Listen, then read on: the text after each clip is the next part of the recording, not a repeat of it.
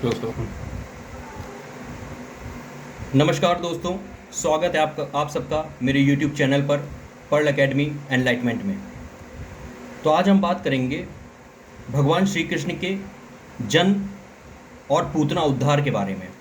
पूतना उद्धार, तो शुरुआत करते हैं। मथुरा का एक राजा हुआ करता था जिसका नाम था कंस, और ये कंस जो था बहुत अत्याचारी राजा था।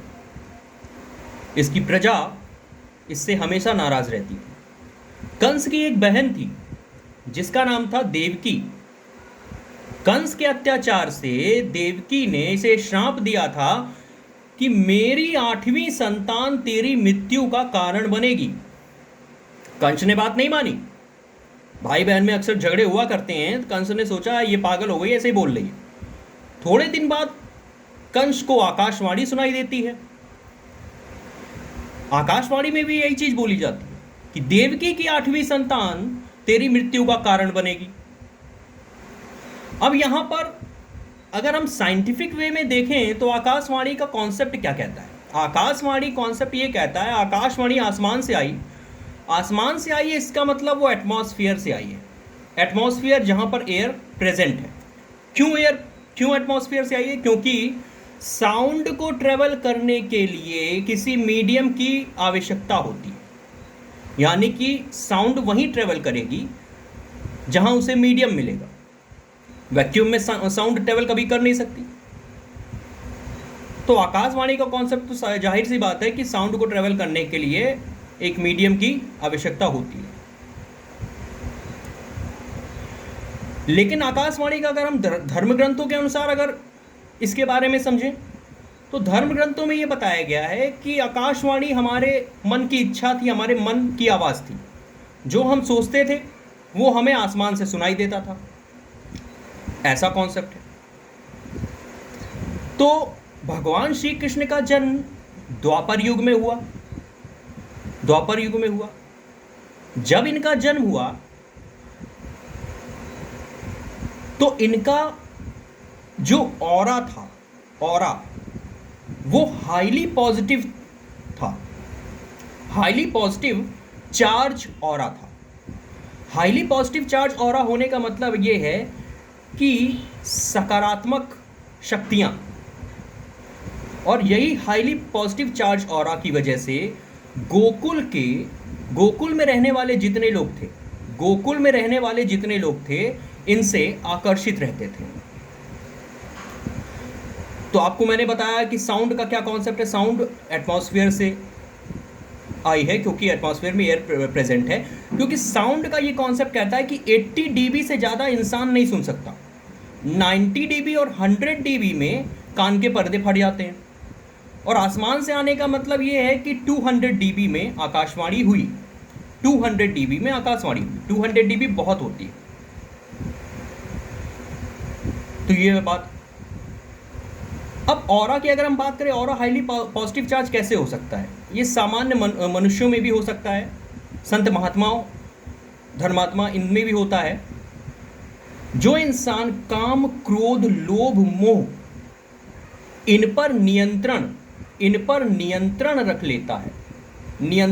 लेता है, उसका ऑरा हाईली पॉजिटिव चार्ज हो जाता है।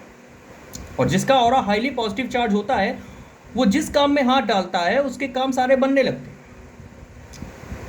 वो आकर्षित इंसान होता है। तो भगवान श्री कृष्ण का जन्म द्वापर युग में हुआ। और जब द्वापर युग में हुआ तो इनके पिताजी वासुदेव जी और इनकी माता देवकी जी, वासुदेव जी ने इनको गोकुल में अपने प्रिय मित्र नंद बाबा के यहाँ ले जा कर के छोड़ दिया। क्योंकि वो जानते थे अगर भगवान श्री कृष्ण जी यहाँ रहेंगे तो कंस उनका वध कर देंगे। कंस जो राजा है भगवान श्री कृष्ण जी का वध कर देंगे। तो इस वजह से उन्होंने नंद बाबा के यहाँ जाकर के छोड़ दिया। इस डर की वजह से बस छोड़ दिया,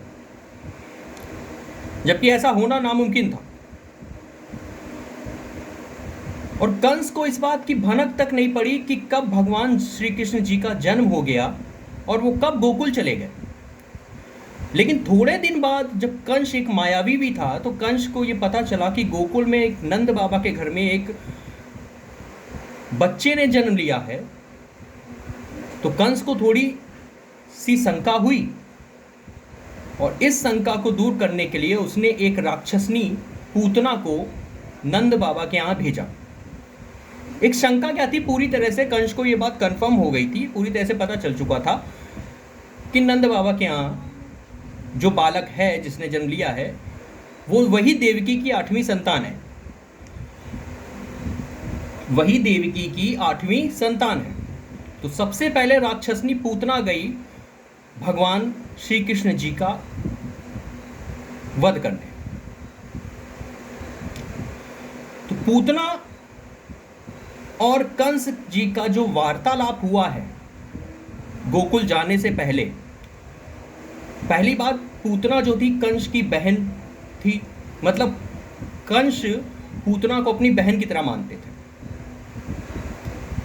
और पूतना को 2 दिव्य शक्ति प्राप्त थी। पहली ये कि पूतना जब आशीर्वाद देती थी तो अपने आशीर्वाद देने के जरिए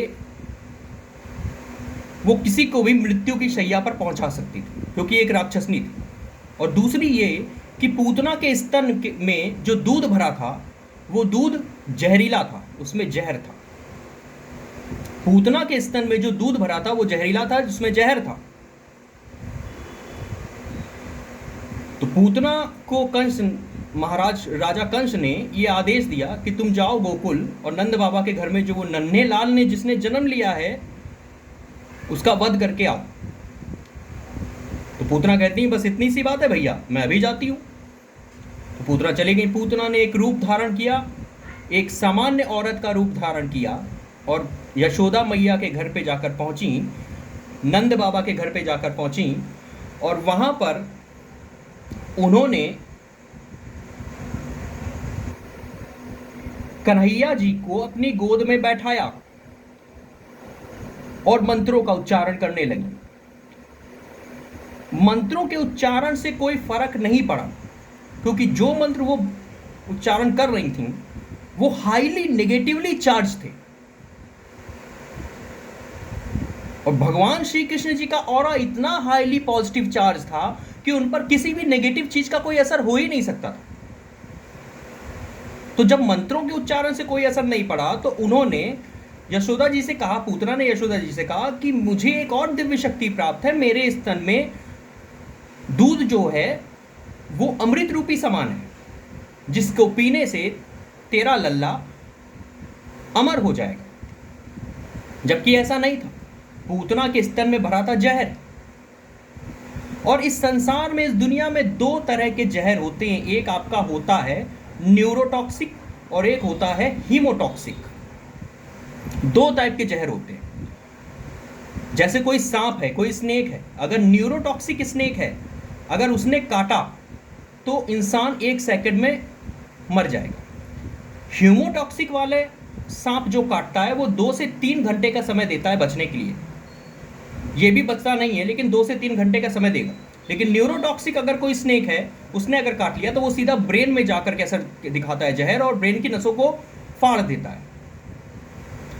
और पूतना के स्तन में भरा था न्यूरोटॉक्सिक जहर, दूध के रूप में, दूध के समान, दूध के रूप में था, जिसे द्वापर युग में नाम दिया जाता था कालकूट।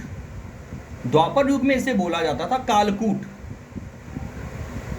तो पूतना ने जब स्तनपान कराया है भगवान जी को, भगवान श्री कृष्ण जी को, तो भगवान जी ने जितनी तेजी से पूतना का दूध पिया, पूरा दूध पी करके उतनी ही तेजी से उसको, उतनी ही स्पीड से, उससे ज़्यादा स्पीड में वापस स्तन में दोबारा भेज दिया है। और जब दोबारा भेजा तो इतनी स्पीड से गया कि पूतना के स्तन से जितनी रक्त नलिकाएं थीं सारी फाड़ के पूरी बॉडी में विष फैल गया। और इस तरह से पूतना का भगवान जी ने उद्धार किया है। इस तरह से पूतना का भगवान जी ने उद्धार किया है। साइंटिफिक नॉलेज के अनुसार अगर हम देखें तो न्यूरोटॉक्सिक जहर, साउंड को ट्रेवल करने के लिए एक मीडियम की आवश्यकता होती है। 80 dB, 90 dB और 80 dB से ज़्यादा हम सुन नहीं सकते। 90 dB, 100 dB में आपके कान के पर्दे फट जाएंगे।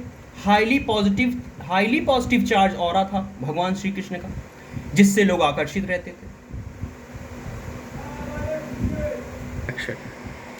तो इस तरह से भगवान श्री कृष्ण जी ने पूतना का उद्धार किया। तो ये था साइंटिफिक नॉलेज पूतना के उद्धार के विषय में। और अगर आपको और नॉलेज इसी तरह मैं देता रहूं तो आप मेरे चैनल को सब्सक्राइब करिए। पर्ल एकेडमी एनलाइटमेंट के नाम से है।